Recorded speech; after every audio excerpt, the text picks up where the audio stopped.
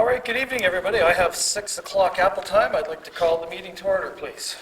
Someone should have a resolution to adopt the agenda. Resolution number 2019-245, moved by myself, seconded by Councillor Lane, resolved that the agenda be adopted as amended, presented. All right, question? All those in favor? It's carried. Confirmation of the minutes.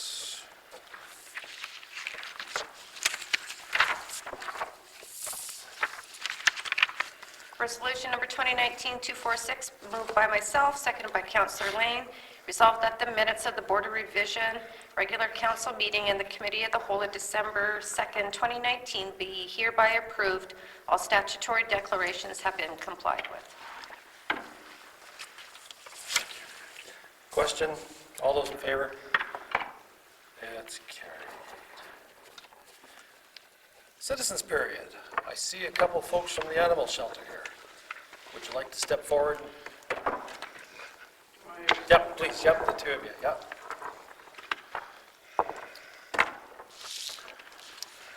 If you would, before, please sit, please. What's that? No, please sit. Before Sandra starts, just so people know that I have been actively involved in the animal shelter. If you have any questions of the presenter, please feel free to ask. Bill, for the portion of this, you could be the chair. Okay. So, let us hear what you got to say, Sandy. Good evening, ladies and gentlemen. The Pawn Area Animal Shelter Incorporated is a non-profit organization. Our mission is to help animals in the town of the Paw, RM of Kelsey, OCN, and close surrounding communities. We are funded solely on donations and fundraising, and we must engage in fundraising year-round to stay operational. We started taking animals in December of 2018 and officially took possession of our building in early February. Forecasting based on the costs from the last 8 months, it will cost us approximately $18,000 a year just to keep the shelter doors open. Our vet bills cost us an additional $2,200 a month. Every animal that comes into our care is spayed or neutered, vaccinated, and dewormed. In addition to basic vet care, we sometimes have special cases, some simple, requiring antibiotics or special food. Others are more complicated. We had a cat with a broken leg which had to be fixed in order to save her 5 newborn kittens. We also had a dog that was so hungry he had been eating gravel. His intestines were in terrible shape and he ended up needing 2 operations and lots of recuperation time. Both of these animals have since found their forever homes. To date, we have adopted out 70 cats and 28 dogs. We currently have 27 cats in a shelter and 4 dogs in foster. We have requests to take in more all the time. We have also sent both dogs and cats out to larger rescues in Winnipeg and BC. We usually lose money on these animals, but it does allow us to save more lives. As you can see, basic operations are a constant drain on money. We desperately need to do more renovations. We need a dog isolation room and a fence and kennels for dogs so we can start taking them into the building. Regular funds would allow us to move forward with some renovations while still keeping up with our vet bills and building costs. So with this presentation, we are requesting a donation of $6,000 from the town of the Paw with the hopes that this could be a yearly donation. And I also have a few other words I would like to say. When we first started talking about coming to the 3 levels of local government, I was led to believe coming here would be a waste of my time, that no one on council cared enough about animals to try and fit our shelter into your budget. Also, I do not have proper documentation. We have not been open long enough to have financial statements. As you can see, I have included some of our month-to-month bills. It's hard to do a budget when you don't know what your revenues are going to be, although we do operate within a budget. We have been operating for less than a year, and in that time, we have taken approximately 130 cats and 55 dogs off the streets. Most of these are within town limits. These animals will not be reproducing. Our adoption forms are strict, and cats must be kept inside, not out digging in other people's yards. In less than a year, I believe we have done a wonderful job saving lives and getting animals off the streets. In the case of dogs, also making the streets safer for people. I believe the numbers speak for themselves. We would certainly like some financial help from the town, also an amount that we could count on yearly. We have a very dedicated board and certainly will continue either way. You can't blame the animals for the way they are treated by humans. They are just trying to survive, hopefully with your help. Thank you. Anybody got questions for Sandy? Not really a question, it's more of a comment. I'm glad you came in and gave us some of these numbers. It's intriguing to know where you guys have been. Like, you guys are doing an amazing job, that's great. And you're coming at like the right time, because we're just going into budget season now. So, you know, we'll definitely make sure that we take this to our budget deliberations and see what we can do. Thank you very much. And right now, are you guys the only shelter? Like, I know there was somebody taking care of cats mostly. Is she still doing that? Or is it- She's basically closed down. She helps us out sometimes if we have, like right now, we have an animal that's feral, and she's taming that animal. Oh, okay. that So there's cat not, for because I us. know she was taking in lots of cats. Yeah, no, before. she doesn't do Okay, all that right, anymore. all right. She's, So basically, you guys are the only yes, cat shelter right now? Okay, we're the only animal shelter. okay. We need renovations for dogs because right now we're working off fosters. That's why we've only taken that amount of dogs as opposed to cats, although cats are the bigger problem. Okay. But, no, well, and you see us, or me, a lot around town doing fundraising. Like, we're fundraising steady. No, for sure. Do you also work in conjunction with Bonnie Meadows? No, Not at all? no, we don't, she does her own thing pretty well. We don't work with her. So you'll be going forward to the RM and OCN also?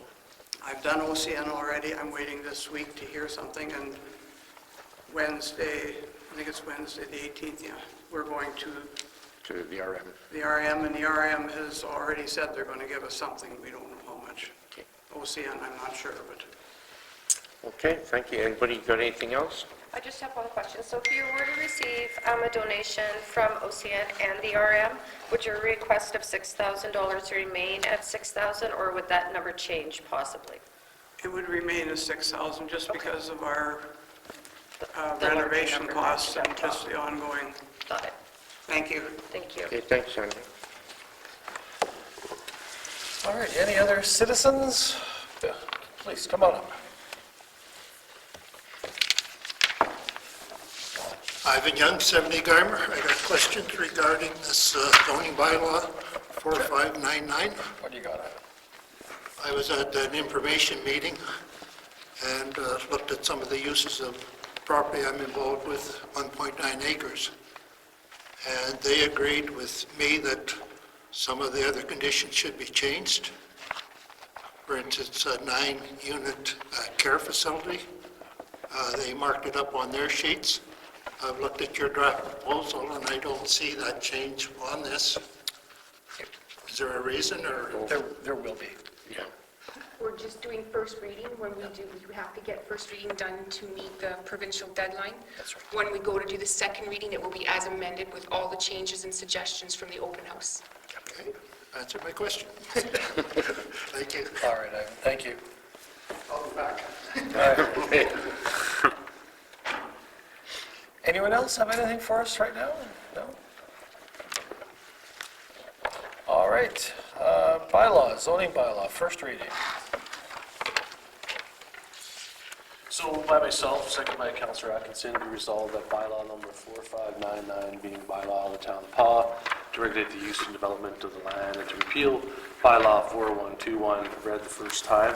So it's important to note that this document is quite large and covers quite a wide varying areas, and there was quite a bit of consultation through the community, through various councils, RMs, etc., and they had open houses throughout as well. I'm not sure the exact start date to the end date, but I'm sure it was at least 3 or 4 years, if not longer, that it kind of took for this to occur. And as you can tell, it's still things need to be amended and will continue to be, I guess, as things are going. But this brings us kind of into the times with relevant bylaws that are being used in other municipalities, and would also hopefully make, one of the complaints we hear is ours are not easy to read, they're not easy to access, so hopefully that will change with this document as well. And I'm sorry, did you say how old the existing bylaw is? No, I didn't. 1995. 1995, so we're updating the act. Question, all those in favor? Carried. It's a big step forward. All righty, committees, payroll and accounts.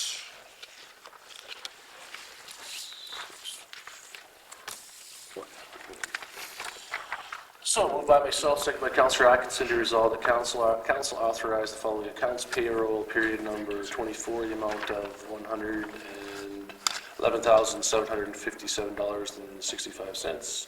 General checks number 23865 to 23911 and 23913 to 23931 in the amount of $208,087.80. EFTS in the amount of $47,363.37.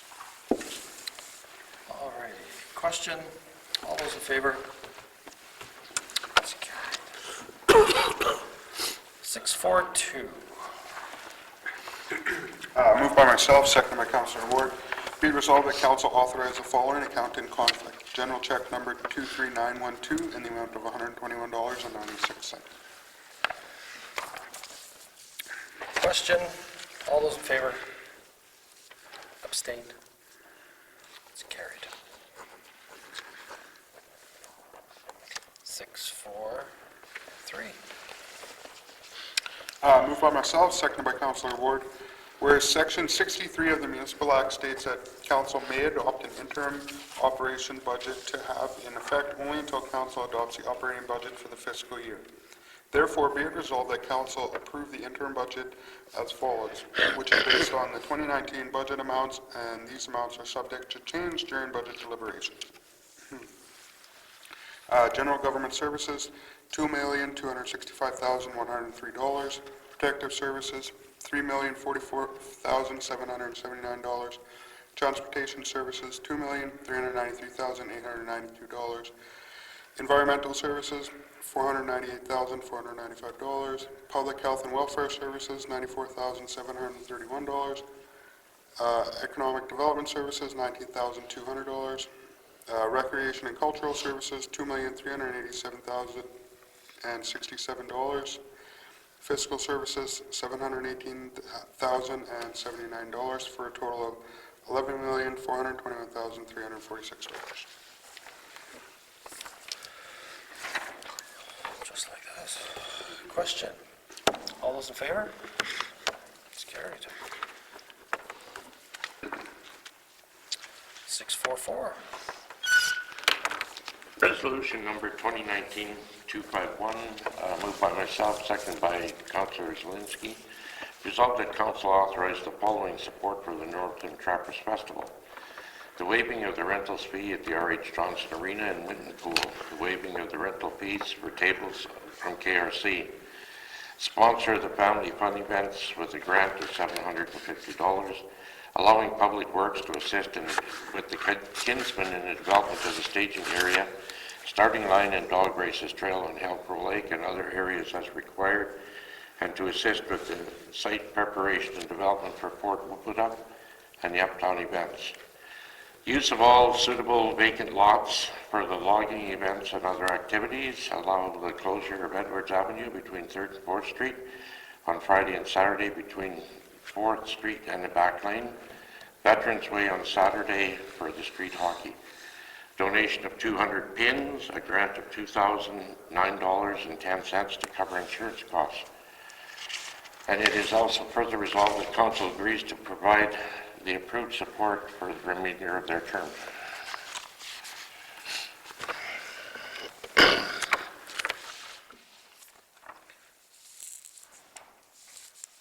The above support.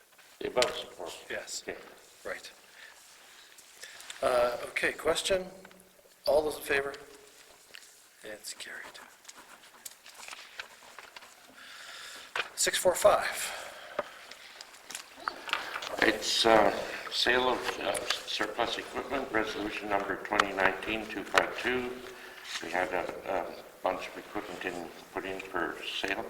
Moved by myself, seconded by Councillor Zelinski, whereas in accordance with policy GG120, surplus equipment as noticed for sale was advertised in the Pasco Times and posted in the town's website for sale of surplus equipment. Therefore, it be resolved that the council accept the bids as per attached Schedule A.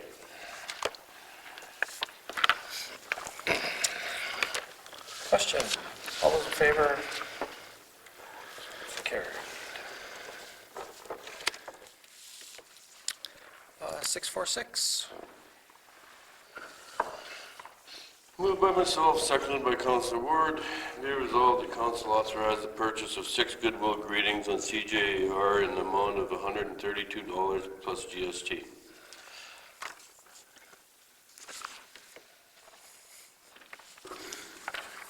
Question? All those in favor? It's carried. 647. Moved by myself, seconded by Councillor Ward. Be resolved, the council approves the sponsorship of in-kind use for ice rental fees for 6 OCN Blizzard games at the Roy H. Johnson Arena scheduled for December 20th, 2019, January 8th, January 28th, February 14th, and 15th, and February 17th, 2020. He's going here. Question? All those in favor? It's carried. All righty, committee reports. Museum Board. Just get my notes on the phone here, so I'll read some of the highlights there. Some correspondence that we went over. We received notification of receiving the following report for digitization of large documents for the Provincial Heritage Grants Program. Received a thank you from the Senator, Pat Boivy, that recently had a visit here. Also, we had a call for submissions for entries from museums for the crafted in Manitoba. So that's the Manitoba 150 exhibit. And we approved the attendance to the Canadian Museums Association Conference in Montreal for our curator. That's coming up in April as well. We discussed the appointment of the board chair and vice chair as per the museum's bylaw, but we deferred it to January when more members would be in attendance, as we had quorum, but we just kind of wait for everybody to be there when we make that decision. Other than that, there was everyone, had talked briefly about upcoming budget deliberations, and the museum will be giving their report shortly and asking for their budgetary items. Other than that, that was it. Thank you. Chamber of Commerce, Councilor Murphy is away. Sustainable Forests, no meeting, nope. Citizens on Patrol.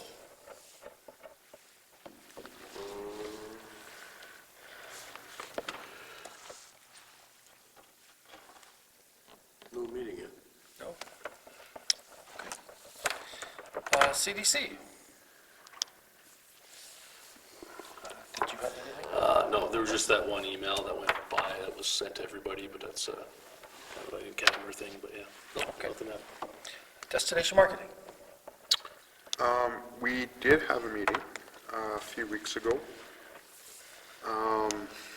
we had approved one grant, and it was a lot of housekeeping stuff we dealt with, the makeup of the board, so we're trying to get everything put together to make some changes to the makeup, so it's just housekeeping stuff. Yeah, I think that's pretty much it. Thank you. Cedar Lake? Yes.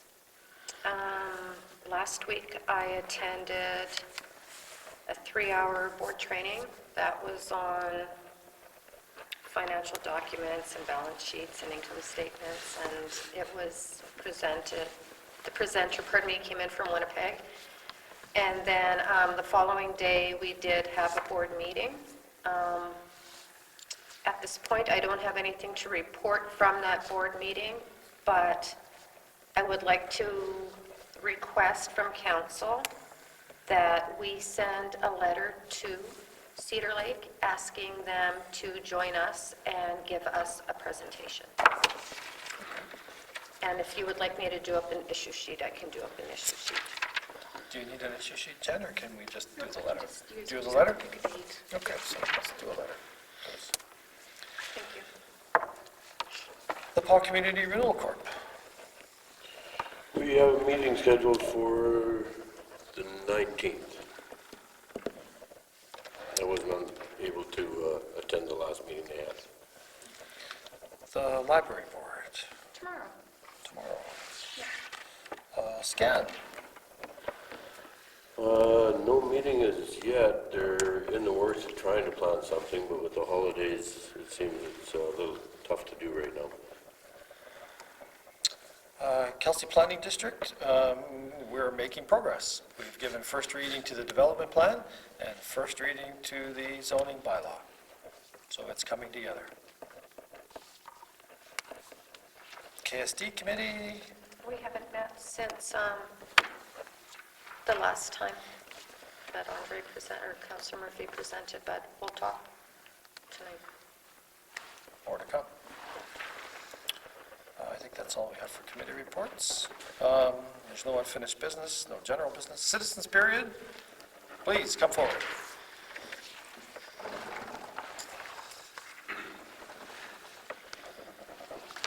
If you could just, for the record, state your name. Roland Lassam.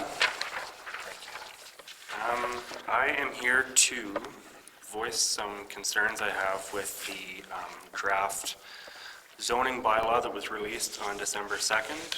I don't have a copy of it, unfortunately. I was at the open house as well that was last week, and that was really informative.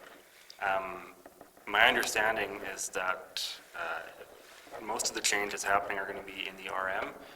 There's going to be a lot of residential and commercial areas zoned or planned to be zoned outside the town. But my understanding is that there's very little change actually happening in the town. And my concern is that this draft plan, as it was presented, favors the RM over the town. I think it encourages a sort of development that can't happen in the PAW because we are limited with our space, and can happen very easily in the RM. Things like minimum lot sizes and parking requirements and building sizes and things like that. Stuff that is easier to do in brand new development than it is to incorporate into an existing town. We have a town that is old. It's an old town from before World War II, and things were done very differently back then. And I don't think this plan really suits it. There are properties that are not usable. The New Hawaiian property across from the post office is below the minimum size, I believe, for commercial properties, so you'd need to get a variance to build on it. And the parking requirements as well, it's just there isn't space to meet the parking requirements. So in other words, you have a piece of land that is empty that we would like to see filled because empty lots are ugly, especially downtown. And with this draft zoning bylaw, with the rules being what they are, I don't think that lot will ever be built on. It's going to be deemed useless by this new plan, and that's just how it is. So I think that it just gives too much, it is too much of an advantage for the RM, and I think I don't think it respects the history, the built development history of the PAW. I suggested that there be separate commercial zoning for downtown. Commercial heritage was what I called it, which would better suit the layout of the town. But yeah, that's my concern. Cool.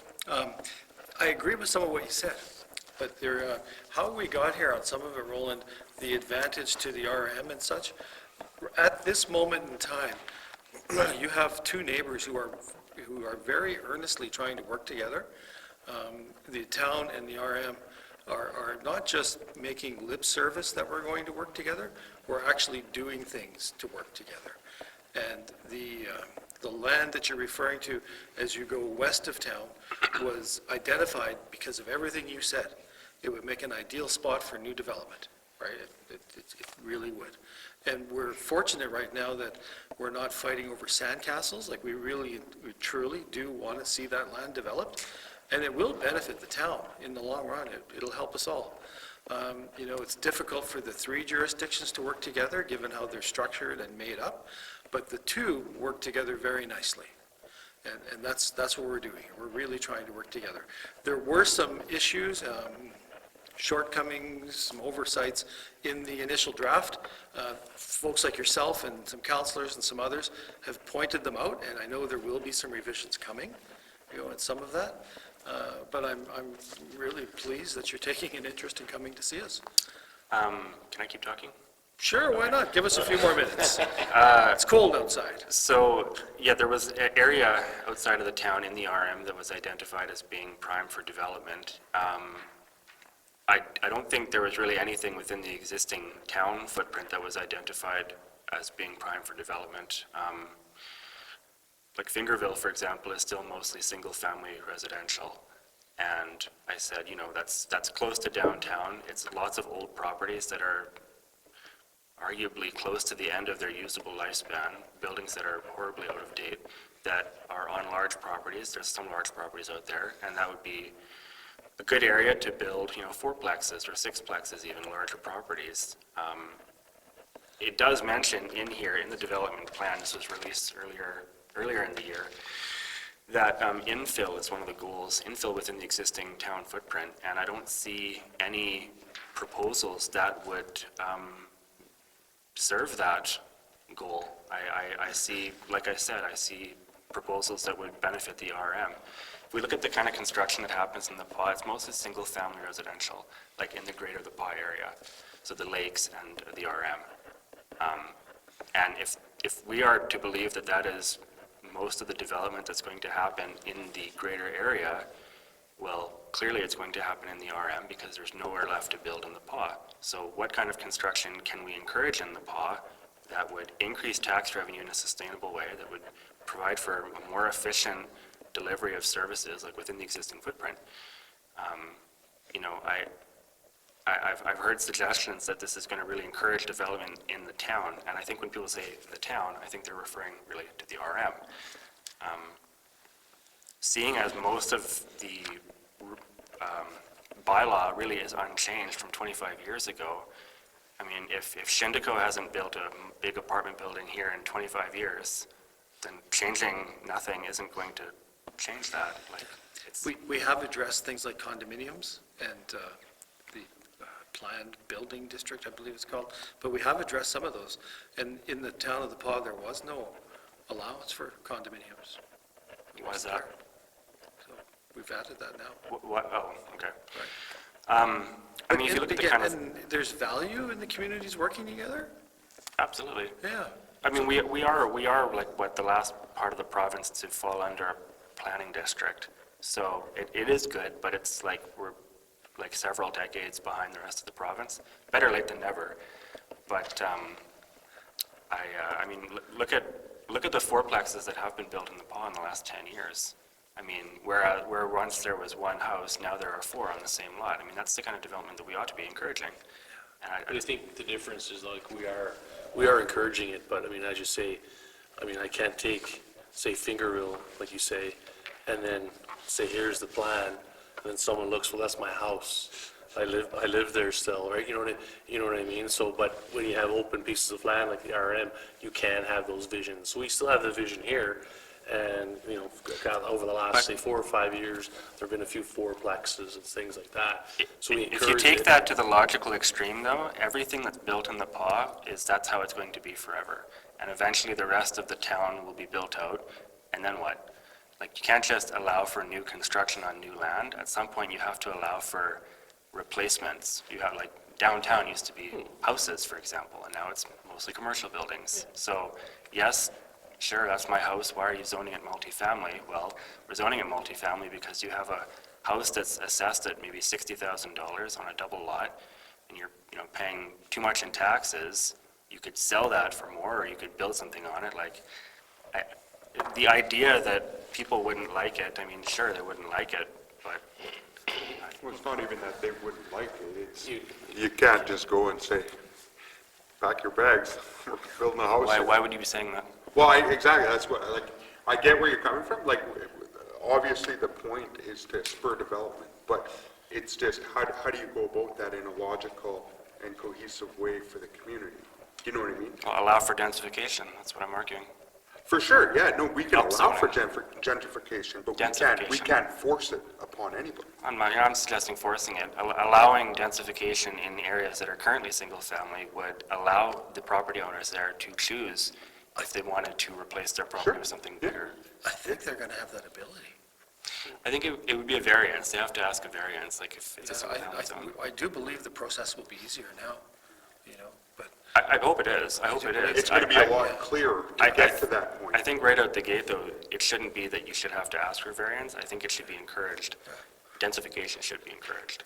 Yeah, like, I don't know all the bylaws you're talking about, but I think what we're trying to do is, I find that we approve a lot of variances as it is right now, because it makes sense.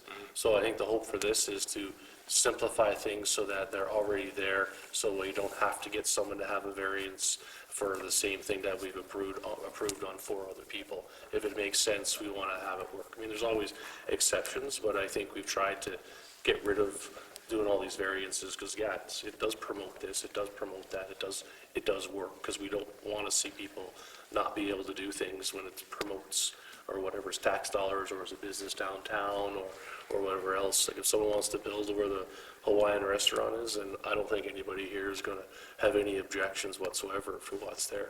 For sure. And I hope our current bylaws addresses it. The thing with variances, though, is that it politicizes what shouldn't be a political issue. If you have to come before council to make your case to allow for a variance, it's not just a simple bureaucratic issue. Now you have to make your case to politicians, and I think that's something that should be discouraged. you can't take the politics out of a political organization, Roland. I know. But anyways, your comments are well appreciated. We're going to be reviewing it some more. We've given it first reading tonight to get the process underway. I'm not sure what the timeline will be to get the revisions back, early February, probably early February, and then come see it again and we'll have another chat. Yes. Okay? Thank you very much for coming. All right, anybody else? Oh, I think we have another citizen.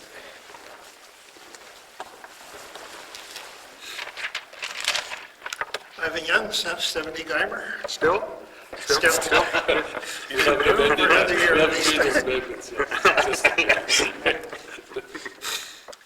At the last council meeting, I learned that in camera, you granted $100 to Trappers Festival.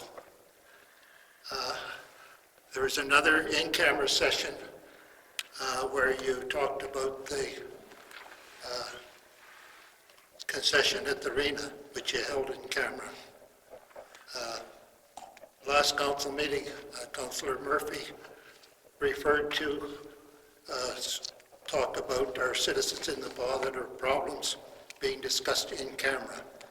There's 6 reasons why things can be discussed in camera.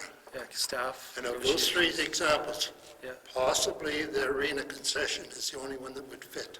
Yeah, actually, Ivan, as I recall, I don't recall the Trappers Festival being in camera. You know, I'll stand on that one, I'm not sure. It's in the minutes, actually, in camera. Okay, I'm glad you're checking. The other two involve negotiations that are still underway.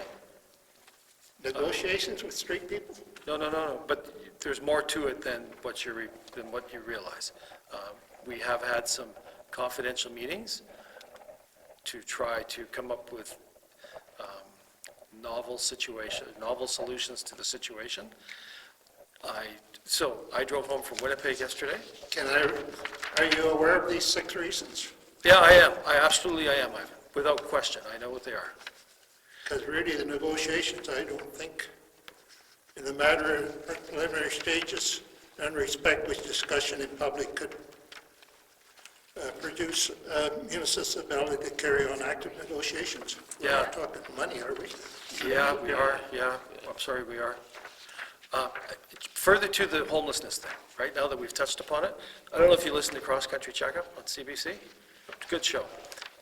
Yesterday's show for an hour and a half was all about homelessness and the problems they're having across the country. I encourage everyone to go to their website, read the report, and listen to it. I encourage everyone to do it. Because we're trying. We are trying.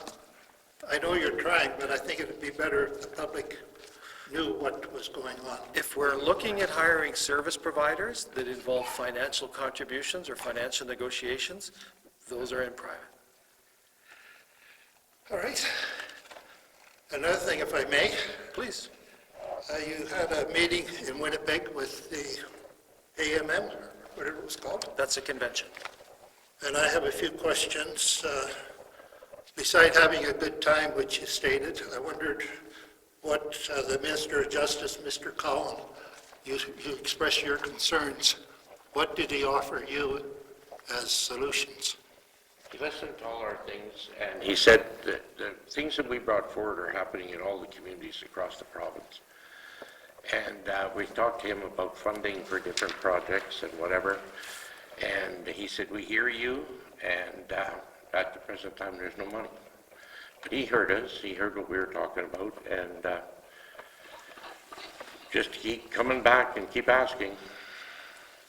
We got that from every minister. And you talked to Tom Clark? Tom Clark. What is his position? He's the Executive Director for Justice. Executive Director for Justice. Yeah.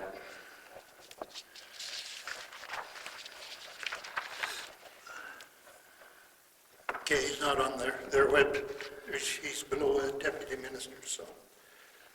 Minister of Infrastructure, you said what he, basically the We same talked thing, no about Highway money? 283, and the cost of Highway 283 was not achievable in their budget this year. They're going to have more meetings on it, and we asked him about the possibility of getting 1.6 kilometers of paving done on our main street. Any commitment from him? No?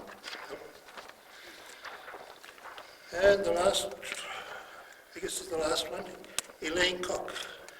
Elaine Clark is the Minister for Northern Communities, and she's involved in everything that happens in northern communities. She's actually the Minister of Indigenous and Northern Relations. Northern communities, yeah. Northern And we Relations. talked to her about much of the same stuff about the needle program, exchange program, and doing things in our community. Like, we took our problems to them and asked them what they could do for us. And again, any solutions?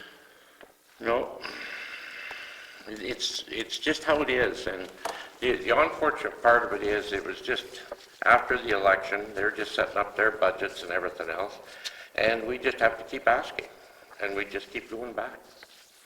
Hopefully, someplace along the way, we can get something working. Well, at least we did discuss our issues with the Yeah. people that matter, and possibly in the future, they'll come to the back of their mind, to the forefront, and they'll deal with it somehow. Well, I see Thompson just got, what, $2 million on some program up there. Well, Yeah. when you think, Ivan, that Thompson is the crime capital of Canada, wouldn't you think they should deserve some help? Yes, we do too, though. Well, if you're the crime capital of Canada, do you not think they should get some help? Anything else? No, that's it. Carry on, you're doing a good job. All right, thank you You're for coming. representing us. Good, thank you for coming. Thank you, Merry Christmas. Yeah, Merry Christmas. All right, motion to adjourn. Thank you.